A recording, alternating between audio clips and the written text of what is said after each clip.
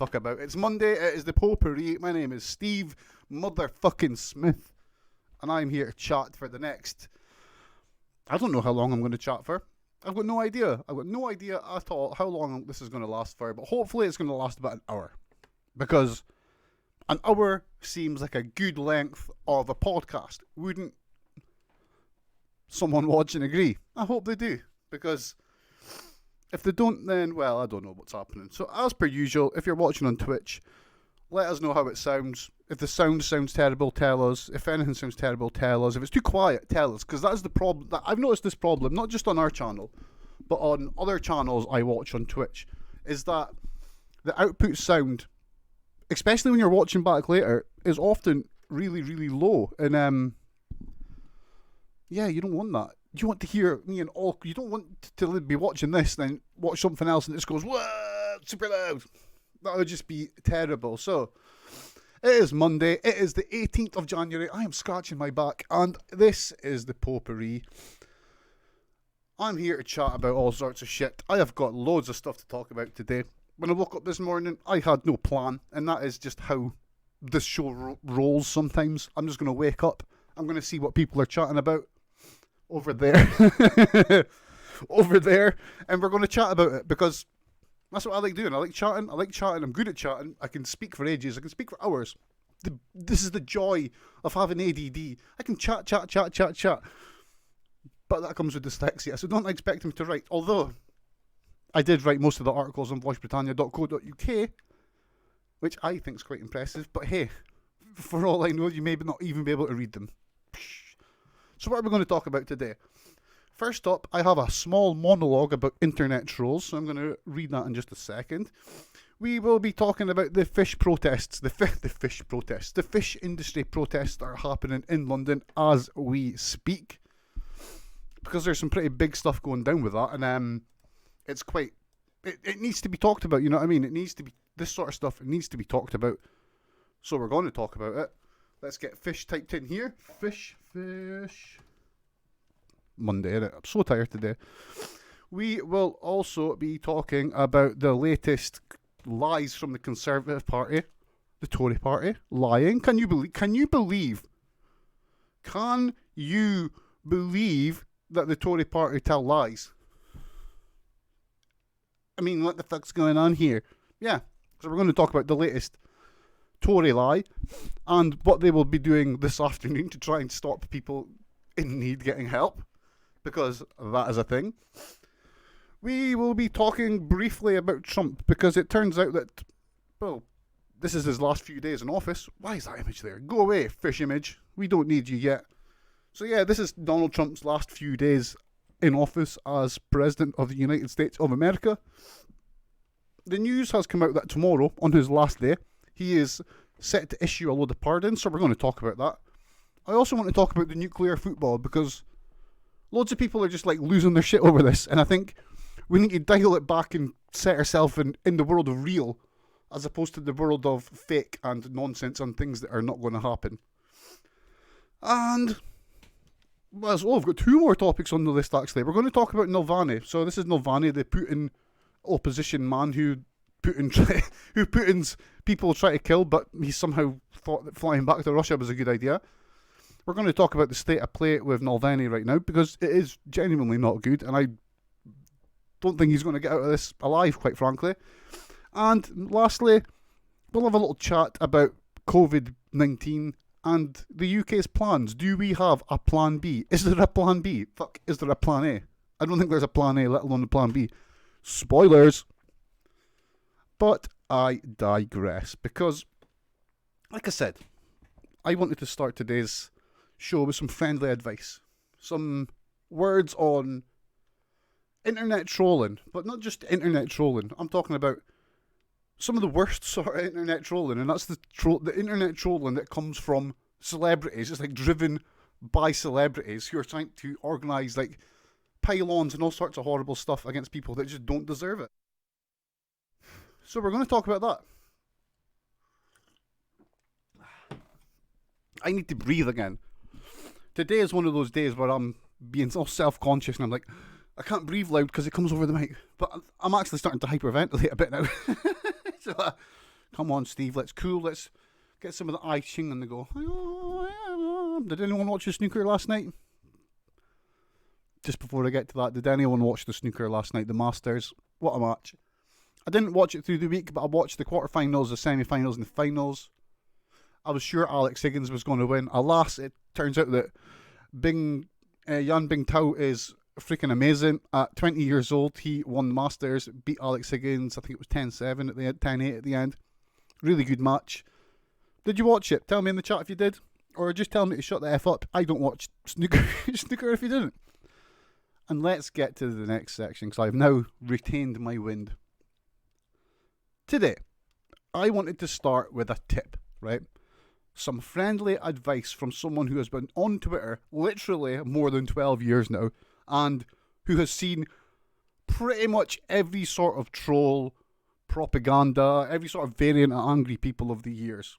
And that is me. I've been on Twitter for a long time now. Now, the Voice Britannia account's quite recent, obviously, because I only started the business last year, but me, Steve Smith, on the internet, I've been on Twitter since it started.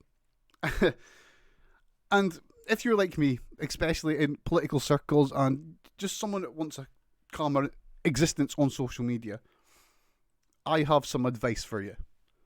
Do not interact with the likes of Tracy Ann Oberman or the trolls who follow her around Twitter like the Pied Piper of Trolltown. This may seem like obvious advice, and we're going to get into it, but if you want a calm existence, just don't speak to them.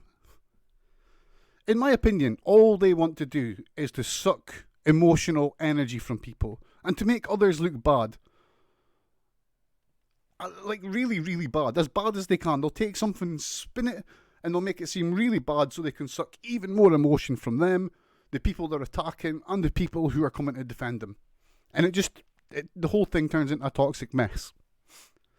Now, I have had my interactions with Tracy Ann Oberman in the past. It was actually quite comical. I mean, I can't remember the interaction. I said something she did not like. I probably just said, look, you're maybe being a bit hard on Corbyn, blah, blah, blah. I don't know. I've got no idea. I can't remember it, but all I know is I didn't say anything rude. And I certainly didn't break any social media rules or anything like that, because I'm still there. That said, in reply, Tracy Ann Oberman took what I said, and I think she tried to spin it into some sort of misogynistic claim that I was being, which was just insane.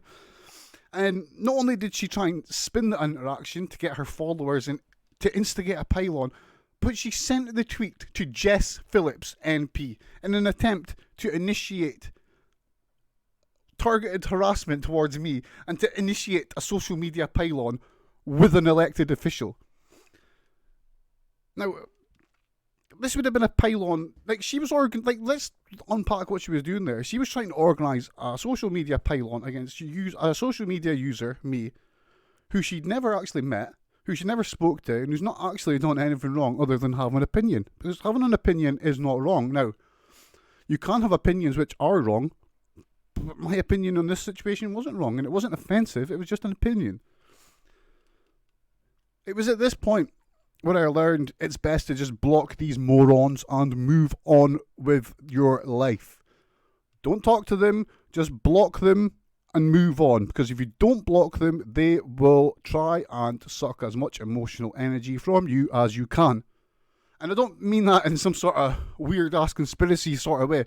I mean that literally. That's what they want to do. They are trolls. Just block them all and move on. This whole situation made me realise that radical centrism is a thing, and that radical centrism is a wasp nest I never ever want to stick my finger in, because they're unhinged, they're crazy, they're radical, they're the extremes of centrism, and they don't really, I don't believe they totally care about what they're talking about. They just want to attack people who are not on their political wavelength. She, like her followers, and those who think social media bullying, pile-ons, harassment and all that things are acceptable, like I said, they're nothing but emotional vampires. They don't matter. They don't care about making life better for anyone or improving any sort of discourse. They only aim to make every discussion they touch and every interaction they have as toxic as possible, so they can in turn spin anything thrown at them into a form of abhorrent and hyper-real insult, which their followers will all click onto and start doing the harassing for them, because guess what? That's how people like that work.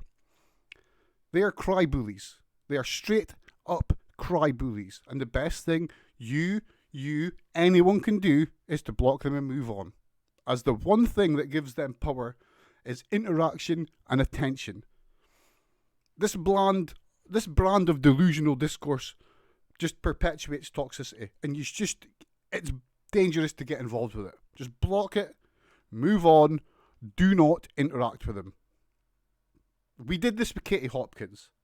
We learned that on social media, if people want to get rid of a problem, or people want a troll to stop trending every day and to stop having the power they have, we just need to stop listening to them. We need to start ignoring them.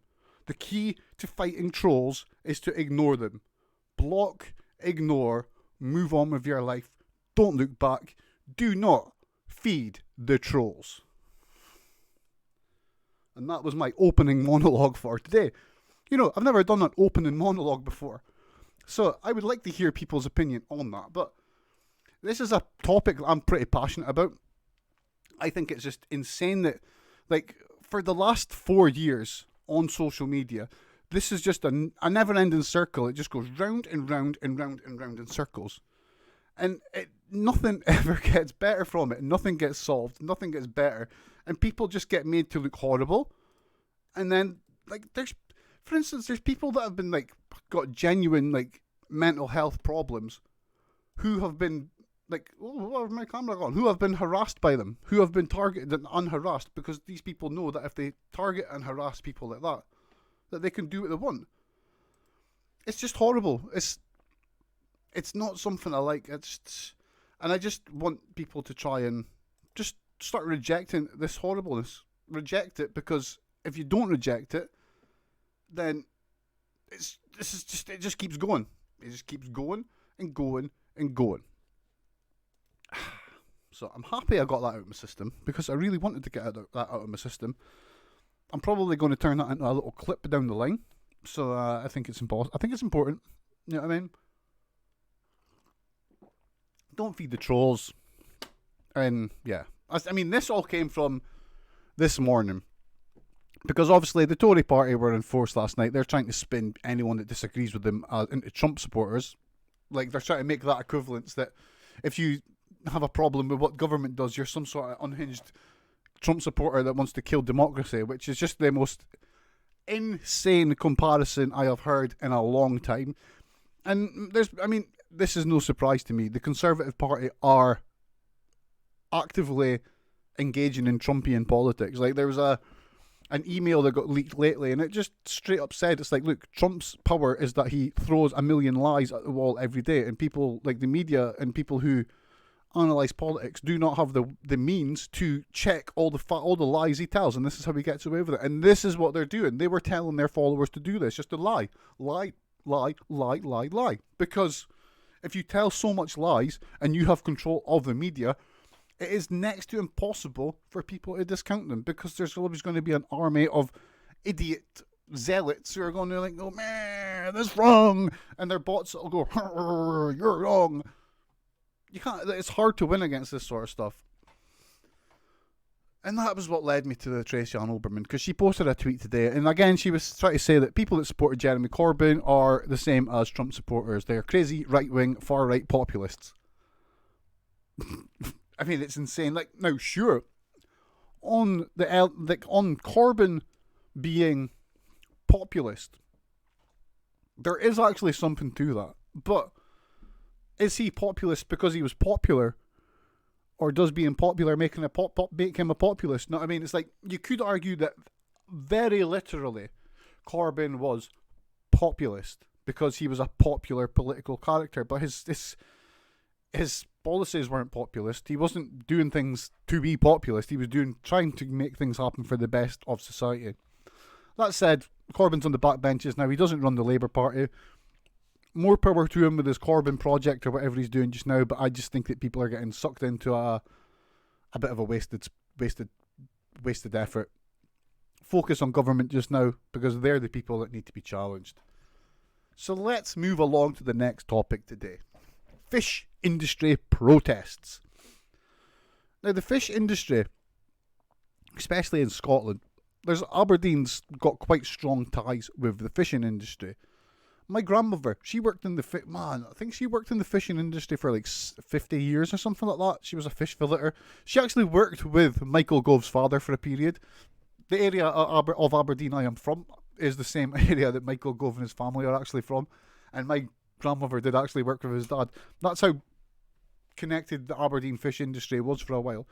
Now, in 2021, there is not much of a fish industry in Aberdeen anymore. Like, when I was a little child, there was fish houses everywhere. You could go around the harbour. Like, every area around the harbour was just all fish houses and places that dealt with fish, like ice houses and the stuff. Now it's all gone. It's all gone. It's just all flat land and it's just used for the harbour now.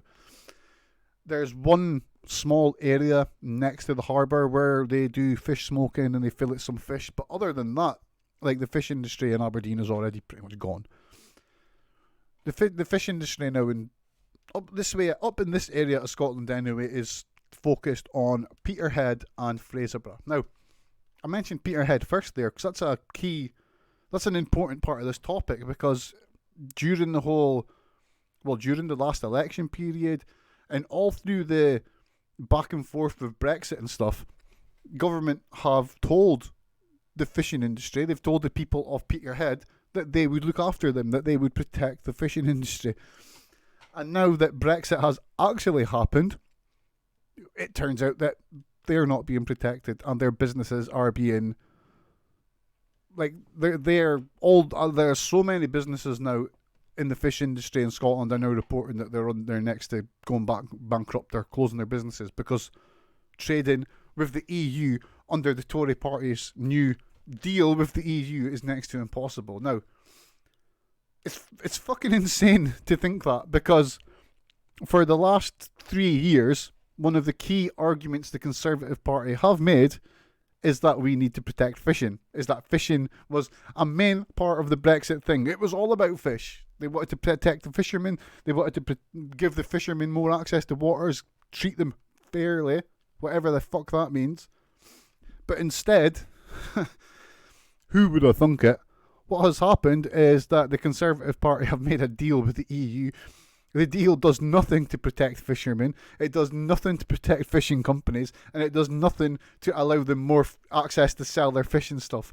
What's happening now is that we have got major figures from the fishing industry and the seafood industry in Scotland standing up. Like, people who backed Boris, people who voted for Brexit, people who were told directly, face to face from Boris Johnson and his people that they would be protected. They are now standing up and saying, like, look, what the hell's happening? They're not able to sell their fish. It's like the majority of the fish that these people catch gets shipped over to the EU. It would have went down to Dover, across the channel, into the EU, then distributed. It's not happening now. This fish is going rotten. And this is why they wanted to make a protest. So now we can get the image up. Where is the image I put there? Fish. So there's the image there. Fish. Self-produced. That's just one image. I thought this was the best image to show because this image tells its own story, if you ask me. So today, in London, there is a huge amount of seafood industry trucks in London. Basically, they're protesting. They're driving around London in a huge convoy, peeping their horns all the time and just trying to create attention for the fact that they've been screwed over by government in terms of Brexit. And like, I've got nothing but solidarity with them in this. Like, total solidarity with them, but on the same time, I think that there is a huge lesson for anyone that supports any sort of politics to be learned here, and that is that politicians lie. That is that a politician will tell you something to make you vote for something, and then at the end of the day they will just go back on it, like what has happened to the fishermen and the seafood companies. Now, this protest's quite big. One thing, I showed this image here because I wanted to talk about this, and that is the fact that instead of engaging with these protesters, instead of listening to their problems, instead of trying to fix the problems, government and or the police in London seem to have decided that they're going to harass the fishermen instead. And as you can see by this picture, they are stopping. Now, this was caught actually on the BBC's helicopter. They were showing this live at the time, and they turned over when they seen this happening. But as you can see, the police in London, now, they're allowed to drive in London. They're driving legal trucks. There's nothing illegal with what they're doing. There's nothing illegal with driving around London, and there's nothing illegal with protesting, especially if you're just protesting on your own, secured in a thing like that, and you're not breaking any COVID laws, you know. But alas, instead of engaging with the people protesting here, the police are harassing them. They're getting stopped, they're getting searched, they're getting made to open their trucks, they're getting their trucks inspected, they're getting asked for papers and stuff like that. And this is disgusting. I mean, I'm just going to make this image bigger just so you can really see it. Like, look at this guy. This guy's like that. His hands is out. He's getting stopped and searched. The person in his truck's getting harassed. They're getting stopped and everything. Like, at what point did the UK become a police state? At what point did protesting like this become illegal? Now, this is something that kind of happened last year, and a lot of people didn't really... No, I mean, people didn't take any notice of it, because the fact is, there was nothing really to take notice of, you know? And that was the government's stance on protesting during COVID-19. Now, to start with, there wasn't really any stance in it. They just told people you can't gather outside. And then the Black Lives Matter protests happened, and they started being strict with people. They put all sorts of orders on them to stop them coming back into London for 24 hours. They took actions, and they got heavy with them. Of course, they didn't get heavy with the far-right protesters that came to London a couple of weeks later, but that's another story. But yeah, what happened was, after the Black Lives Matter protests and the next set of legislation which government took in to protect the country from COVID, they put into law that you're not allowed to protest. You're not allowed to gather in groups and protest. And this is really bad. You know, protesting is one of the few rights that we should have protected, because if we can't protest, how the hell are we supposed to fight things that are wrong? And what we're seeing with the fish people here is a really worrying trend where protesters in the UK are getting treated like criminals when they're not criminals. They're protesting. They've been screwed over by government. They've got every right to be angry. And this is what happens when you've got an idiot running the police like Priti Patel, or the Home Secretary. We've got to remember that she's mental. She thinks the death penalty is something that should be brought back. And she clearly thinks that protesters should not have the right to protest. I just think she's wrong. I think she's utterly, utterly, utterly, utterly wrong. Totally, totally wrong. And I think it's something that we should be fighting for. You know what I mean? So, with the fish protests out of the way, what else have we got to talk about today? Well, first of all, hey Watson, how's it going? Far-right statue defenders were basically allowed to do whatever they want. Yeah, they were. It was fucking bullshit. It's like, the way our government deals with anything they seem on the left compared to what they see on the right is staggeringly blatant for all to see. The Black Lives Matter protest was a stunning example of this. And it's like the government were so tone deaf to what they did, they didn't realise how horrible they looked. And not only that, but how institutionally racist the actions they took looked. I mean, the Black Lives Matter protest, if you might remember, there was a weekend where they were protesting on the Saturday and on the Sunday. Now, all the people that were at the Friday protest, at the end of the night, right, even though they weren't breaking any laws or doing anything, the police caged most of them in. Like, they managed to... What they did was, slowly but surely, they started a ring around them, and they took them in until all the people were stuck in one location, were penned in. And then what they did was they issued everyone they had penned in with a certain sort of, I can't remember what it's called, a dispersal order, that's the word. Part of that dispersal order was that they had to leave the area of London, so that area they were in. They were not allowed to return within in the next 24 hours, or they would get arrested for protesting. That's what happens now. So this didn't happen with the far right protests. We didn't hear that any dispersal orders getting issued there, even though there was mass crime happened at that one. And like I said, I digress. Are we surprised? This is the sort of thing that happens when we've got an idiot populist running the police. My rants on Tory stuff, my Tory bullshit rant anger is not over by a long shot today, because coming up next is like the icing on the cake. Like, I cannot believe that the Tory party have done this. Yesterday. Now, actually, I'll backtrack a little bit. Today in the Houses of Commons, there's going to be a vote. Labour Party have pulled a vote today. They want I'll backtrack again, because I've just realised I butchered that. So, let's backtrack a little bit. COVID-19 hit. Obviously, people on benefits were struggling, and people in benefits needed a little more help to obviously help fight the pandemic. If you don't have a job, you don't have money, you can't buy masks, gloves, clean stuff more, all that sort of stuff. So during this, and to obviously help people stay indoors, government they gave people an extra £20 a month on their benefit. Okay? As someone that's claimed benefits, I can tell you that's fuck all. That's nothing. Like, 20 quid is nothing. In the modern context, what can 20 quid buy you? 5 meals? 6 meals? And that's if you're buying meal for meal. Obviously, if you're buying in bulk, that's different. But not everyone buys in bulk like that.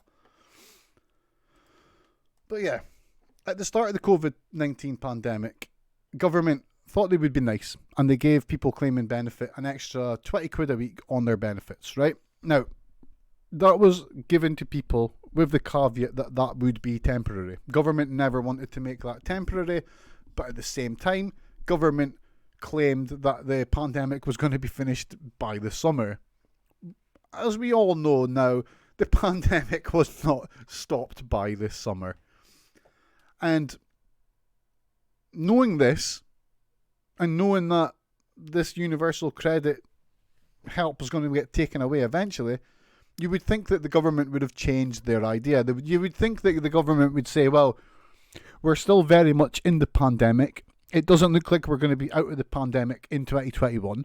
So maybe we should give people this extra bit of money. We should let them keep the extra bit of money. Hey, let's be human. Let's be nice. Let's think about people and think about what they need. Let's help people and let's let them keep the extra bit of money we've gave them. Sadly, that is not what's happened. Now, Keir Starmer, this is one of the few things he's actually done that I agree with as Labour, the Labour Party, is that Keir Starmer thinks that people should be allowed to keep this £20. It should just be tied into their benefits and made a normal part of their benefits. I agree, totally. There's nothing controversial about this, and quite frankly, we live in a country that has given millions to companies that have supplied us with PPE that's not even fit for purpose, but we can't help the people at the bottom of society. But we don't have a government that agrees with this sort of view that people should get helped. We have a Tory government, and the Tory government are wanting to fight this. Now, Keir Starmer, I think, has been beyond naive here. Like, I'm just wanting to get this out of my head now. Keir Starmer has been beyond naive here politically. He seems to think that the last 10 months of him agreeing with everything the Tories have done and siding with the Tories on whatever they do with COVID-19 and the economy or whatever, he has genuinely thought that that would win him favour with the Tory party. He doesn't seem to realise they're a bunch of psychopaths, sociopaths, emotionless bastards. They don't care. And he seems to think that they were going to vote for him. So, like, Keir Starmer and the Labour Party have brought a vote into the Parliament. I'm not sure if this is an opposition day motion or what. I need to focus. I've been out of touch with Westminster politics lately.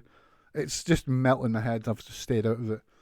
So I think this must be an opposition day motion, because the Labour Party are calling for this motion, and they want to stop the downgrading happening. They want people to keep that extra money. Totally fair thing. Totally fair thing. Now, Keir Starmer thought that the Tory party would vote with him since he's voted with them. And he has learned a valuable lesson never to trust a fucking Tory. I could have told him that. Any of the Twitch left could have told him that. Any of the Twitter left could have told him that. Fuck.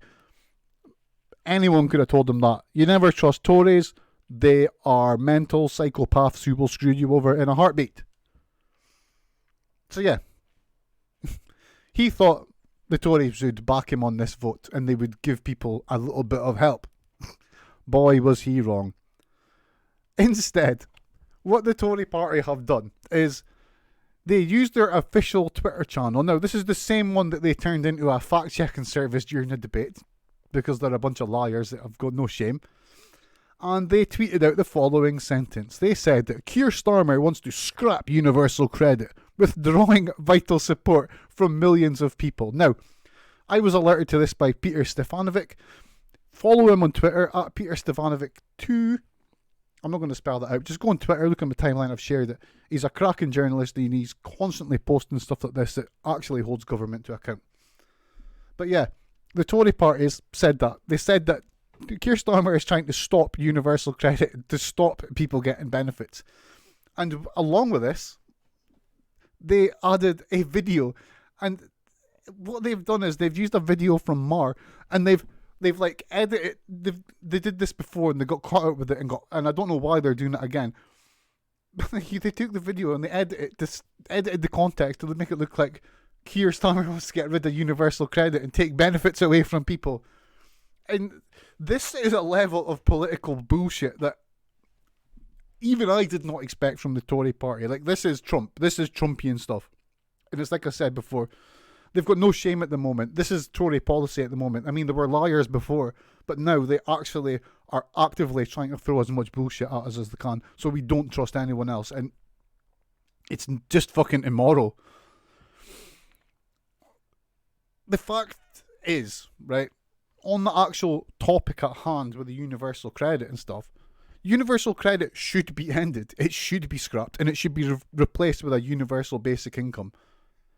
You know, like a basic income for every adult in the UK, whether they're working or not. That way, everyone who needs help gets it. And more importantly, and this is going to be very important for the next 5 years, there is economic fluidity in the system. People can spend money, people can have money, people can start businesses, and the economy keeps moving and it keeps things healthy.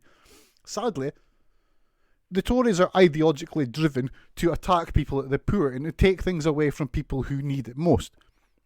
They just don't understand that a universal basic income is the way out of the problem for many. I mean, if they had, like, this time last year, maybe not this time, let's go back 10 months ago to April last year. If government had just came up with a universal basic income for everyone that needed it, not a permanent thing, at that point, this thing last April, they could have done say 5-6 months of universal basic income for every adult in the UK. And with that,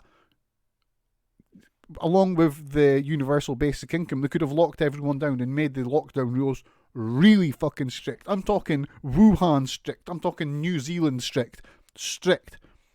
If people were all given the money that they needed to live and pay rent or whatever, and they were all given, and everything was locked down tighter, arguably we would be in a much better position with the pandemic than we are in now. We would be in the same sort of position as like New Zealand or even some of the areas of China that have got it under control. But we don't.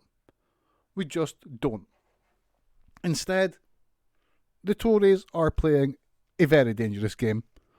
They seem to think that whatever they say will be believed and that they can say whatever they want and get away with it. And to a degree they can, because they have the favour of the media. Like, there's very few left-wing media places. Sure, there's lots of centrist media places, but the most of them will do, I mean, they will just report blindly what governments say and what government spokespeople say, and they don't really challenge it at all. It's a dangerous game. Like I say, it's a fast route to hell for most people living in the UK. And not only that, but it's really, really dangerous. They are telling people that the political opposition of the UK are the bad, that they're trying to take money out of people's mouths, you know what I mean? Your mouth, people's mouths. It's a lie. And it is a total lie. The only person who seems to have called this lie out is Peter Stefanovic. No one else has called this lie out. Like, the BBC have not touched it. Sky News have not touched it. ITV News, and to a degree their sister station Channel 4 News, they have not touched it. This is the situation we're in. The government are being allowed to lie as much as they want. And not just really bad lies, not just little lies, but quite dangerous lies. Lies that could enforce a dictatorial system. Dictatorial? I don't know what the word is. You know what I mean? It can help a dictator hold power more because it tells people that the opposition are bad.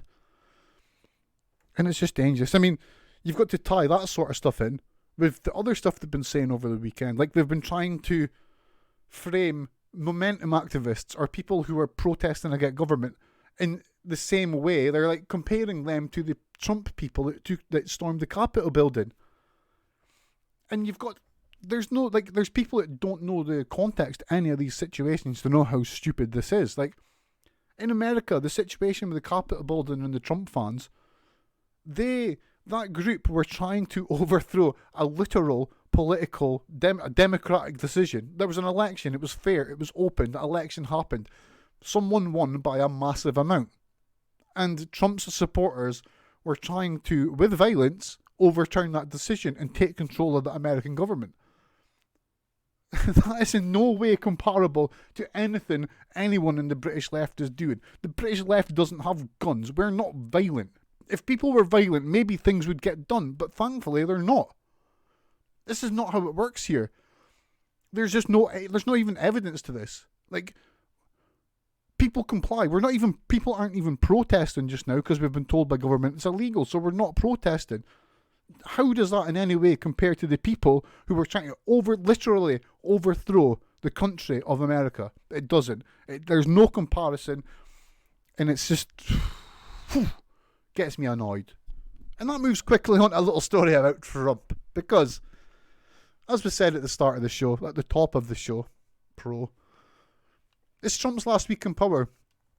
A report has come from the States that Trump is set to issue around 100 pardons and commendations, which I like to just call shout-outs, tomorrow. Now, it's going to be his last day, so it's going to be fun to see who is on the list. Now, one person I expect to be on the list is Julian Assange, because I've said from day one that I'm positive he's going to get... He's been let off anyway, he's won his case, but I think he's going to be on the pardon list for the simple reason that Trump wouldn't have been in power if Assange and his skills hadn't helped that campaign. That is a fact. So I expect him to be on the pardons list, or at least to get a shout out from the president, a commendation.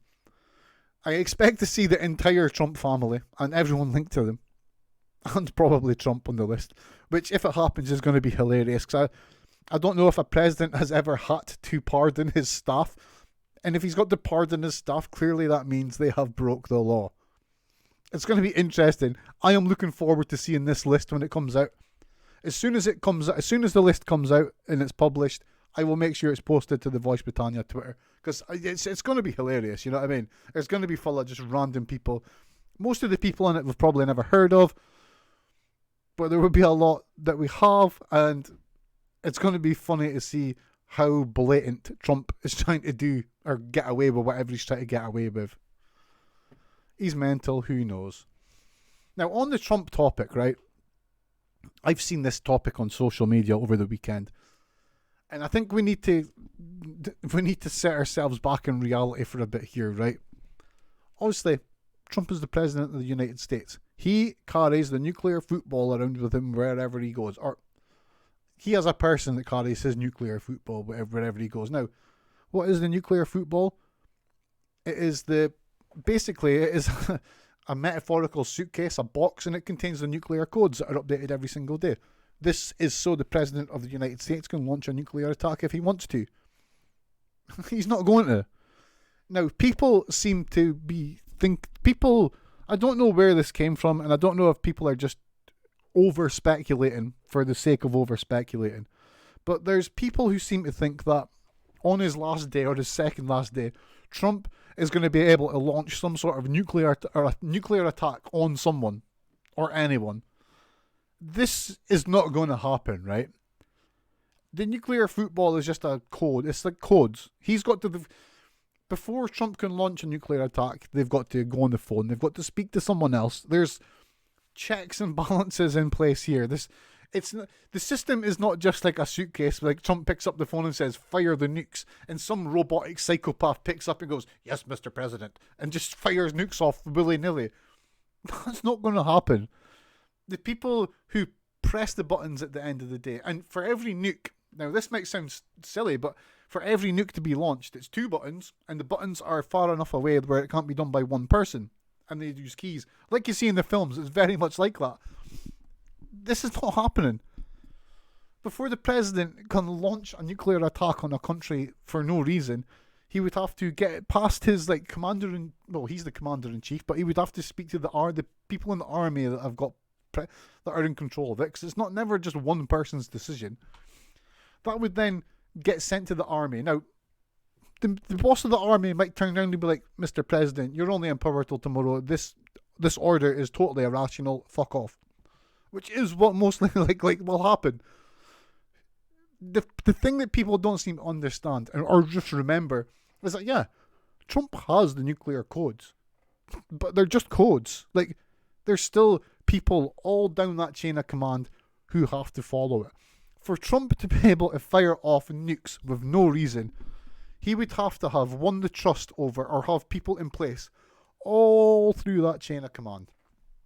And it's not happening because the people in that chain of command, they don't work for the president, they work for America, and they work for the best interests of America. And if you think that all these people are just going to turn around and nuke a country for no reason with it going on their name, no way in hell. It's not happening. So I just wanted to say that. Obviously, I could be proven wrong. Tomorrow. Iran might be turned into a dust bowl. Nuclear radiation could be everywhere, and World War III could start because Trump throws a hissy fit over a cold burger or something. But no, I doubt it will happen. Let's set ourselves in reality. The real world. It's not going to happen. He's not going to fire off nukes. There's nothing silly going to happen on his last day of the presidency. We can expect protests. We're probably going to see idiots getting arrested. We're probably going to get entertained with a load of mental Karenists shouting about Trump. But other than that, we're not going to get nothing. These people are idiots. And if they come to DC with guns, which they say they're going to do, well, they're probably going to get shot by the National Guard. So I think we're going to get entertaining television. It might be quite shocking. I really don't want to see people get shot or violence, but I think that's the worst we're going to get. We're not going to get nuked. I really do. Fingers crossed. Ugh. So what else is there to talk about today? The next story in today's potpourri is, I wanted to just very quickly talk about Nalvalny, I don't know, my Russian's shit. This is Vladimir Putin's main political opposition opponent. And because he is Putin's main political opponent, the nation of Russia, Putin and his people, have framed him as an enemy of the Russian state because democracy, everyone. Isn't Russia just the shining light of democracy these days? The story with Nalvalny is just insane. You will have heard, I hope you've heard of it. Now, you will have heard of it last year. He was on a flight from, I think he was flying to Moscow from somewhere else, or flying to Moscow. I don't know where he was going. Regardless of where he was going, the flight ended up having to detour to Berlin, which saved his life. Putin's goons tried to kill Nalvalny last year. He became ill on a flight to Moscow, and it turned out that he had been poisoned with a novichok substance. Remembering that there are quite a few novichok substances. Novichok is the name of a group of nerve agents. It's not the name of a single nerve agent. There's a few different versions of it. Russia, of course, denied this. Even though they are the only country that makes Novichok nerve agents, they denied it. It came to pass in the months that followed it after, like, what happened when he got poisoned is he was on the flight. He became ill on the flight. People were like, whoa, holy shit. The pilot, it's been said that the pilot saved his life because the pilot diverted to Berlin, landed there, and he got taken straight to hospital, which saved his life. So there's that. But yeah, the spies put the Novichok in the politician. I've got no idea how they did this. They must have broken his hotel room to do this. They put the Novichok's nerve agent in his underpants in an effort to try and get it into his blood fast enough. And they wanted him to die while he was on the plane. If you get that. And it's because the plane diverted and they got him help that he's alive now. Novichok as a nerve agent, it's really not the best nerve agent, and I don't know why Russia keeps using it. I'm sure if they really want to kill someone, there's a better way that can't be traced back to them. To our knowledge, Novichok has only actually achieved one death. There's only one confirmed death that we know about with Novichok, and that was the accidental murder. Well, the murder. Accidental. No, it was a murder of Don Sturgis in Salisbury. That happened on British soil, yet the only thing that was done about it was a few Russian politicians were thrown out of the country. Did the people that run the UK stop taking donations from people linked to the Russian state? No. Did the fuck? Did they do anything to chase down, obtain, arrest, punish the people who left the Novichok just lying about Salisbury in an aftershave bottle, leading to someone's death? No, they didn't. But that's a story for another day, I guess. There was really no justice for Don Sturgis, and it's pretty damn horrible, that. Now, yeah. So, the fast forward to this weekend. Nalvalny is now healed. He's better. He's got over the Novichok stuff, and he's back on form. So, he wanted to go back to Russia. I find it hard saying that sentence because I just cannot believe that this is what he has done, right? He wanted to somehow, I don't know why he's going back to Russia, right? If I don't care if like I'm as Scottish as it gets, but if I was trying to get elected to the Scottish government and then bloody Nicola Sturgeon and co started trying to poison me and kill me, I would not be coming back to this country. I would be at least in England, you know, maybe in France. I would be not in Scotland. I would get the fuck away from it, and I wouldn't be going back until those people were gone, or I'd be trying to start something from outside the country. I would not be going back to it. But Nalvalny, bless his cotton socks, he's decided that I must go back to Russia. Why? I don't know. I don't know if he's wanting to become like a political martyr, if he's wanting to make some sort of point in Russia or what. I don't know. But he's went back to Russia. Frankly, I hate being mean about people, but I think he's just being a total idiot for going back. And it is no surprise that as soon as his flight landed, he was arrested. Russian police arrested him and put him straight into jail. I mean, what the hell did he expect on landing in Moscow? A fruit basket? Why? It beggars belief that he's done that. I mean, they've already tried to kill him. Why would you go? It's like an abused spouse going back to the abuser time and time again. Why would you do it? You're just asking for trouble. Putin, or I say Putin, I need to get a pop guard there, eh? Putin, or the people that work for Putin, they had him arrested at the airport. He's now in jail, and he is being trialed in his freaking jail cell as we speak. This is an unprecedented action, even by Russia's standards. They are treating him like the most dangerous of criminal, to such a point they are literally trying him in a jail cell from landed. He was given 10 minutes to prepare for his case in the cell and was not allowed to speak to lawyers. As we speak, now, the most recent report came just before I went on air. The most recent update is that the case has been adjourned. So the case has somehow been adjourned. So that Nalvalny's people, like his lawyers and stuff, Whether they're actually his lawyers or state appointed, we don't know. They have been given 30 minutes to familiarise themselves with the case, and they have been given 20 minutes to speak to the defendant, Nalvalny. I can't see this going well. I could see him going down with a bad case of food poisoning by the end of the week, as we have seen before with Russia. Of course, it was food poisoning. Oh, he suicided and he shot himself 6 times in the back of the head, you know? I think we're going to see one of these situations by the end of the week. It's not a nice thing to predict. It's quite a disturbing thing to predict, but going on the past record of the Russian state and their hate of democracy, this is the only outcome I can see happening from this. So, fingers crossed Nalvalny gets out. But I don't think he will.